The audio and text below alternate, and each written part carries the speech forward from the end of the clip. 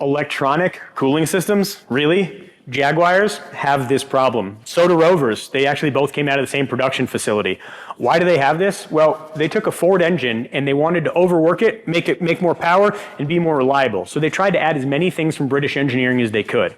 Well, the way most engine cooling systems work, it's pretty basic. There's a mechanical water pump that's spinning off the belt drive or off a chain drive, and that rotational vane is used to pump coolant through the system. That coolant goes into the radiator to cool down and then goes back into the engine. It'll have a thermostat to regulate so it doesn't start cooling until it's at the appropriate temperature, so you don't overcool, but typically all that does is make sure that your heat gets warm pretty quick for you on cold mornings. It's a good problem to have. But modern vehicles, we've added a lot of systems, all to try and help the engine stay cool and maintain fuel economy. Now remember, that water pump's spinning off the engine, so the engine's making power and it's using that power to spin that pump. Well, a lot of modern vehicles, like a Jaguar for instance, actually have an electronic water pump and a mechanical water pump.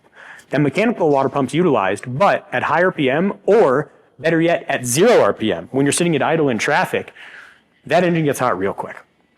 Now, we used to tell the engine, sit at a higher RPM and spin faster. That'll help cool it down. Why would making the engine spin more help it cool down? Well, because it needs that little bit of more flow to it. Okay, but we're trying to cool the thing down, so why do we want to make it work harder?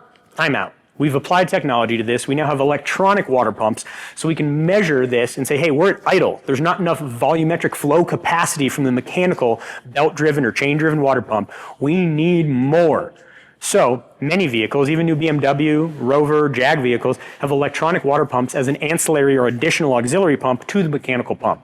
Now, while this adds a ton of complexity to the system and can make diagnostic much harder for your average tech, here at Saul's Autotek, we only have ASE Master Techs. These are not that hard to diagnose, and modern computer systems make them very easy to monitor. But we're old school. Sometimes I'll bust out the temperature gun just to verify and make sure it's accurate, because you can't always trust those temp sensors. Sometimes they're not right. And some cars have 5 temp sensors in them. How do you know which one's doing its job right?